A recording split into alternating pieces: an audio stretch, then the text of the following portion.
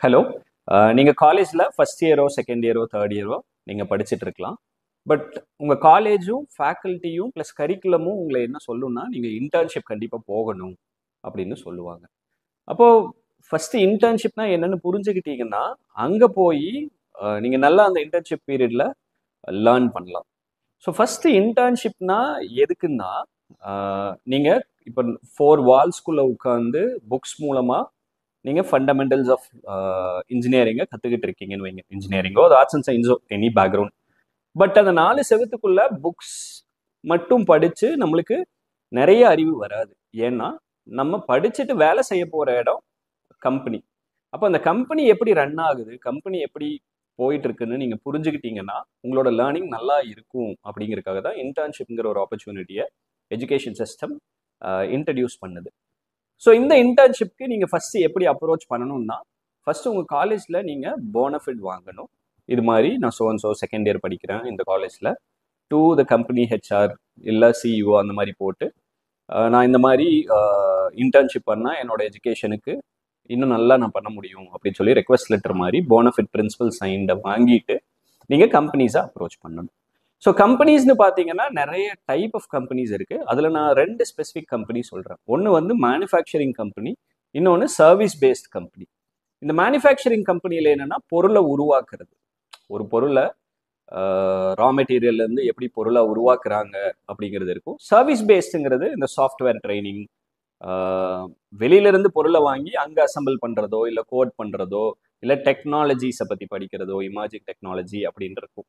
So இந்த மாதிரி கம்பெனிஸை நீங்கள் அப்ரோச் பண்ணீங்கன்னா உங்கள் லேர்னிங் நல்லா இருக்கும். ஏன்னா உங்கள் கரிக்குலமே programme core plus programme specific elective அப்படின்னு தான் பிரிஞ்சிருக்கும். அப்போ இந்த போனஃபிட் எடுத்துகிட்டு போய் அந்த கம்பெனியை நீங்கள் அப்ரோச் பண்ணி இந்த மாதிரி எனக்கு பர்மிஷன் வேணும் அப்படின்னு சொல்லி அவங்க அக்செப்ட் பண்ணுவாங்க. சில கம்பெனி பண்ண மாட்டாங்க, சில கம்பெனி பண்ணுவாங்க. பட் ஒரு கம்பெனியை மட்டும் அப்ரோச் பண்ணிட்டு கிடைக்கல அப்படின்னு சொல்கிறதுனால எந்த யூஸும் இல்லை. ஸோ அதனால் நீங்கள் அப்ரோச் பண்ணுங்கள். டெஃபினட்டாக கம்பெனிஸ் வந்து ஸ்டூடெண்ட்ஸ்க்காக கொடுப்பாங்க. ரைட். இப்போ நீங்கள் இன்டர்ன்ஷிப் கிடைச்சிருச்சு, கம்பெனியும் அக்செப்ட் பண்ணிருச்சு. நீங்கள் உள்ளே போகும்போது என்னென்னலாம் பண்ணணும் அப்படின்னா, ஃபஸ்ட்டு நீங்கள் வந்து ஒரு நோட் வந்து நீங்கள் போகும்போது எடுத்துகிட்டு போய்ங்க. அதில் டே வைஸ் நீங்கள் என்னென்ன கற்றுக்குறீங்களோ அதை வந்து அங்கே எழுதணும். ஃபார் எக்ஸாம்பிள் நம்ம எப்படி ரெக்கார்ட் எழுதுனா உள்ள கண்டென்ட் எழுதியிருப்போம், ஃப்ரண்ட்டில் இண்டெக்ஸ் பேஜ் இருக்கும். அந்த மாதிரி உங்கள் நோட்டில் ஃபஸ்ட் இண்டெக்ஸ் பேஜில் டேட் வைஸ் வச்சுட்டு நீங்கள் டெய்லி போகிறீங்கன்னா காலையிலேருந்து சாயந்தரம் வரைக்கும் அந்த ப்ராசஸ் பார்க்குறீங்களா, டெக்னாலஜி படிக்கிறீங்களா, ஹேண்ட்ஸ் ஆன் ப்ராஜெக்டில் ஒர்க் பண்ணுறீங்களா, அவங்க கூட சேர்ந்து நீங்கள் இன்ட்ராக்ட் பண்ணுறீங்களா, அது எல்லாத்தையும் அந்த நோட்டில் நீங்கள் கீ நோட்ஸ் மாதிரி ரெக்கார்ட் பண்ணிகிட்டே இருக்கணும்.